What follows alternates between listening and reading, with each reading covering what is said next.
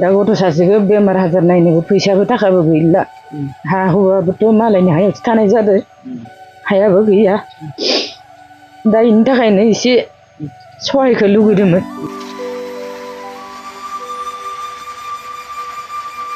फिसाज्लानि थाखाय बे आइजोनि मेगनाव मोदै मानोना जेबो राहा गैयै जानाय निखावरि आइजोनि फिसा हौवाया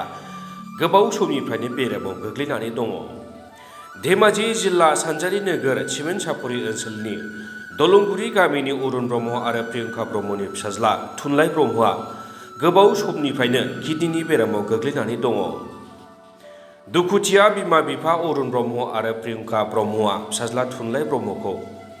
डाक्टारनाव लांनानै फाहामथाय होबोदोंमोनब्लाबो दासिमबो मोजाङाव लाबोनो हायाखै। निखावरि राहा गैयै जानाय दुखुथिया बिमा-बिफाया गावनि फिसाज्लाखौ फाहामथाय होनानै मोजां थासारियाव लाबोनो थाखाय रायजो-राजाफोरनिफ्राय राङारि मदद हास्थायदों। सोरबाफोर दुखुथिया नखर आरो गथ'नि थासारिखौ नायनानै अनफावरि सुबुंफोरा राङारि मददखौ होनो हागोन। होनबावनो रायजो-राजाफोर आंनि फिसालायाबो दा फरायफुनायमोन दा आरो बेमाराबो जाना फैबाय बिफायाबो बेमार किडनिनि अन्थाइ जाना दं दा गथ' सासेखौ बेमार आजार नायनोबो फैसाबो थाखाबो गैला हा हुआबोथ' मालायनि हायावसो थानाय जादों हायाबो गैया दा बेनि थाखायनो एसे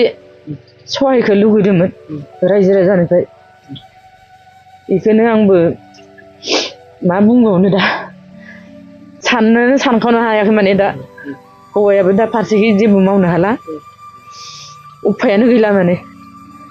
बेनि थाखायनो दा आङो अनसुंथाइखौ माने रायजोनिफ्राय लुगैदों आङो गथ'खौ माने फाहामनो बिराद नाजाबाय दं दा मोनसे गिदिर अपारेशननि थाखाय दंबावो माने मोनसेयाथ' खालामखांबाय बेनि थाखायनो दाखालि बिदिनो उन्दै समाव गुग्ला रखम जानायखाय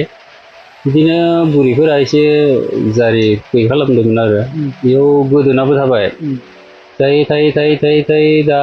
नै बैसोआ 7 बोसोर जाबाय आरो बे 7 बोसोर समाव माने नै बावैसो ओंखारगारबाय ओंखारनायाव थाबनो आल्ट्रासाउन्ड खालामहैबाय माबा माबि साननानै जानाय नंलालै होननानै आल्ट्रासाउन्ड खालामहैबाय आरो आल्ट्रासाउन्ड खालामहैनायाव ओंखारबाय माने किडनिकानो हामखाया मुलि सुलिबो हरखायाखै ओमफ्राय आरो बेलेग डाक्टरनावबो इनावबो सोंना नायबाय बेबो एखेखौनो बुंदों माने मेडिकेल कलेज आसाम मेडिकेल कलेजाव लिरना हरखादों माने डाइरेक्टनो पेडियाट्रिक सार्जारि होननानै बेयाव लाना थांबाय आरो 11 अक्ट'बर बैसोआ बेसेसो बैसो 7 बोसोर फरायबाय दंमोन नै थाखो क्लास 2 फरायदों नै थाखोआव फरायदों दायो आदैमोना मा खालायो रायजोनिफ्राय मा होनदो आसाम सरकारनिफ्राय मा अनसुंथाइ सरकारनिफ्राय बिदिनो मोनोब्ला अनसुंथाइफोर मोनोबा दा गथ'नि बेमार नायनोबो फैसा आखायाव जेबो गैथारला हिसाबै एसे गरसे गरनै अनसुंथाइ सोरबाफोर अननानै हरोबा गथ'खौ बेमार नायनायाव बेखौ रायजो-राजाफोरा बिदिनो अनोबा माने गरसे गरनै हरनानै बे गथ'नि थाखाय हरबा